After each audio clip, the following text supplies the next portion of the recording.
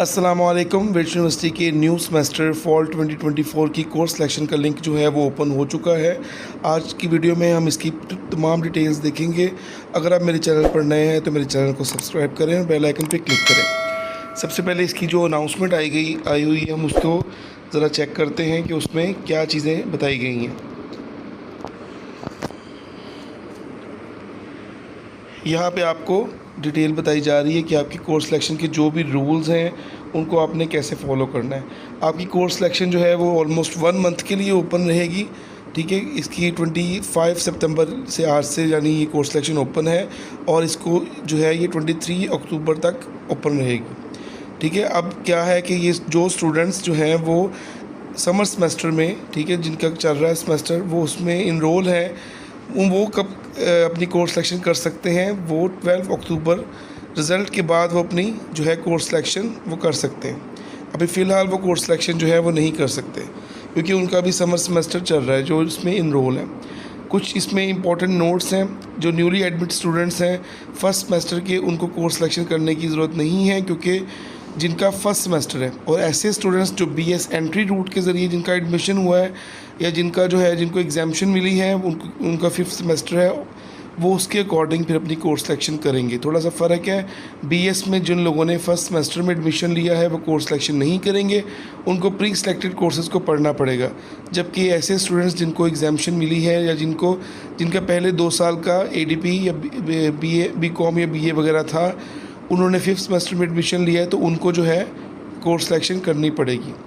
जो existing students हैं वो जिनका पास या फेल हो चुका है कोई सब्जेक्ट या वो इम्प्रूव करना चाहते हैं तो वो भी अपनी कोर्स सिलेक्शन जो है वो कर सकते हैं। अगर वो नहीं करेंगे तो वो फिर इनको इनएक्टिव स्टूडेंट्स कह दिया जाएगा और उनका सेमेस्टर जो है फिर उनको फ़ाइन भी पड़ेगा इस चीज़ का। बाकी ये आपको जो भी आपकी क्रेडिट आवर्स अलाउ किए गए हैं उसके अकॉर्डिंग आपने कोर्स सिलेक्शन करनी है। ठीक है, लाइक अगर एक बंदे को मोस्टली 3 क्रेडिट आवर्स का एक सब्जेक्ट होता है, आपको जितने भी क्रेडिट आवर्स अलाउड हैं उसके अकॉर्डिंग आपने कोर्स सिलेक्शन करनी है। और एक सजेशन ये है कि आपने अपनी स्टडी स्कीम को फॉलो करना है। लाइक अगर आपके फर्स्ट सेमेस्टर में जितने भी सब्जेक्ट हैं आपने कोशिश करना है आप उसको पढ़ें, सेकंड में जितने उनको पढ़ें, आप चेंज करने की ज़रूरत नहीं है आपको, क्योंकि अगर इस तरह से करेंगे तो आप जो है स्कॉलरशिप एलिजिबिलिटी के लिए अहल नहीं रहेंगे। बाकी आपके जो प्री रिक्विजिट रूल क्या है कि आपने जो कोई भी अगर सब्जेक्ट है, सपोज़ करें CS 101 सब्जेक्ट है, ये ऑलमोस्ट तमाम स्टूडेंट्स का सब्जेक्ट होता है। अगर आप इसको पास नहीं करेंगे, इसे प्री रिक्विजिट सब्जेक्ट कहेंगे। इससे रेलेवेंट जो भी सब्जेक्ट आपके नेक्स्ट सेमेस्टर्स में आएंगे वो उनको आप सेलेक्ट नहीं कर सकते। ठीक है, तो पहले आपको अगर आपकी सप्ली है किसी सब्जेक्ट में, प्री रिक्विजिट सब्जेक्ट में, आपको वो पहले सेलेक्ट करना है। ठीक है, और पहले उसे पास करने की कोशिश करनी है। बाकी जो भी आपका मैक्सिमम टाइम ड्यूरेशन है, अगर वो गुजर चुका है तो आपको कोर्स सिलेक्शन नहीं करने दी जाएगी। जिन स्टूडेंट्स के LMS ब्लॉक हैं वो पहले इनको जो है ओपन करवाएं पेमेंट करने के बाद। बाकी अगर कोई स्टूडेंट अपनी इम्प्रूवमेंट पॉलिसी के थ्रू आना चाह रहा है, उसके लो ग्रेड्स हैं, तो वो उसको भी जो है वो कोर्स सिलेक्शन करके इम्प्रूव कर सकता है। पर इसमें एक चीज़ है कि अगर आपका कोई सब्जेक्ट फेल है, ठीक है, तो वो तब तक आप रिपीट करते रहेंगे जब तक वो पास नहीं होता मैक्सिमम टाइम में। आपके अगर किसी सब्जेक्ट में D ग्रेड है, ठीक है, तो आप चाह रहे हैं कि उसको आप इम्प्रूव करना चाह रहे हैं और अब नेक्स्ट सेमेस्टर में आपके फिर D ग्रेड आ जाता है या वो फेल आ जाता है, तो वो उसको फेल नहीं किया जाएगा। अगर आपका C या B ग्रेड आता है या A आता है तो वो फिर जो अच्छे ग्रेड्स होंगे वो उसमें ऐड हो जाएंगे। ठीक है, बाकी उसके बाद में ये सारी चीज़ें दी गई हैं और आपको जो है यहाँ पे लिंक्स वगैरह भी दिए गए हैं कि जिसके ज़रिए आप अपनी क्वेरीज़ को वो पूछ सकते हैं। यहाँ पे अक्सर स्टूडेंट्स पूछते हैं कि सर हम किस तरह से कोर्स सिलेक्शन करें। जब आप लोगों ने सबसे पहले, मैंने पहले ही बताया, अपनी जो स्टडी स्कीम है अपने डिग्री प्रोग्राम में जाएं, स्टडी स्कीम को फॉलो करें और पहले वाले जो सब्जेक्ट्स हैं उनको हमेशा चूज़ करें। फेल वाले सब्जेक्ट्स को चूज़ किया करें अगर किसी के फेल सब्जेक्ट हैं, क्योंकि जो पहले सेमेस्टर के सब्जेक्ट होते हैं वो अक्सर प्री रिक्विजिट होते हैं, उनको पहले पास करने की कोशिश करें।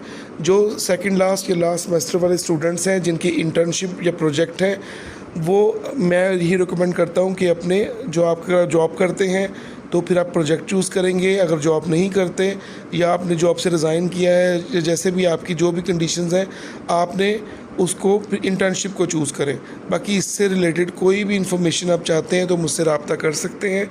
डिस्क्रिप्शन बॉक्स में मेरा नंबर जो है व्हाट्सएप नंबर दिया गया है।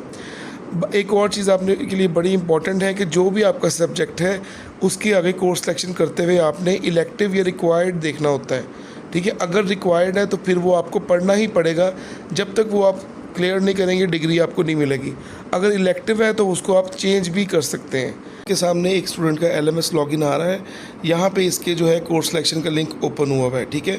यहाँ पे देखिए मैक्सिमम क्रेडिट लिमिट जो है वो उनकी 24 है। इसका मतलब है कि वो 8 सब्जेक्ट्स को वो चूज़ कर सकते हैं, ठीक है। उसके बाद में ये इनके जो है फेलियर कोर्सेज़ हैं, इन सब्जेक्ट्स में इनकी फेलियर है, और ये वाले इम्प्रूवेबल कोर्सेज़ हैं। लाइक इनको आप B ग्रेड को B- से लेके D तक इनको इम्प्रूव कर सकते हैं, किसी भी सब्जेक्ट जो कि इनके सब्जेक्ट यहाँ पे लिस्ट आ रही है। उसके बाद में यहाँ पे इनके न्यू कोर्सेज़ हैं जो कि ये सिलेक्ट कर सकते हैं। यहाँ पे आप देख सकते हैं कि इनके आगे क्या लिखा हुआ आ रहा है, ठीक है। आप देखें ये वाला सब्जेक्ट जो है MGT 501 ऑर्गेनाइजेशनल बिहेवियर है, इसके लिए MGT 501 जो कि रिक्वायर्ड है, ठीक है। जब तक ये इसको पास नहीं करेंगे ये इससे रेलेवेंट MGT 502 को सिलेक्ट ही नहीं कर सकते। सिमिलरली प्रोजेक्ट मैनेजमेंट जो सब्जेक्ट आ रहा है इसके लिए भी MGT 510 जो है वो रिक्वायर्ड है। अब हमने क्या करना है, यहाँ पे क्लिक करना है और इनका स्टडी स्कीम को देखना है। इसको ये क्लिक करेंगे, ठीक है। तो यहाँ पे अब आप एक चीज़ देख सकते हैं कि जैसे मैंने पहले आपको बताया है कि जो रिक्वायर्ड सब्जेक्ट हैं जिनके आगे रिक्वायर्ड होगा वो आपको पढ़ने ही पड़ेंगे। जो आपके सेलेक्ट कर सकते हैं वो उनके आगे आपको इलेक्टिव लिखा हुआ आएगा, ठीक है।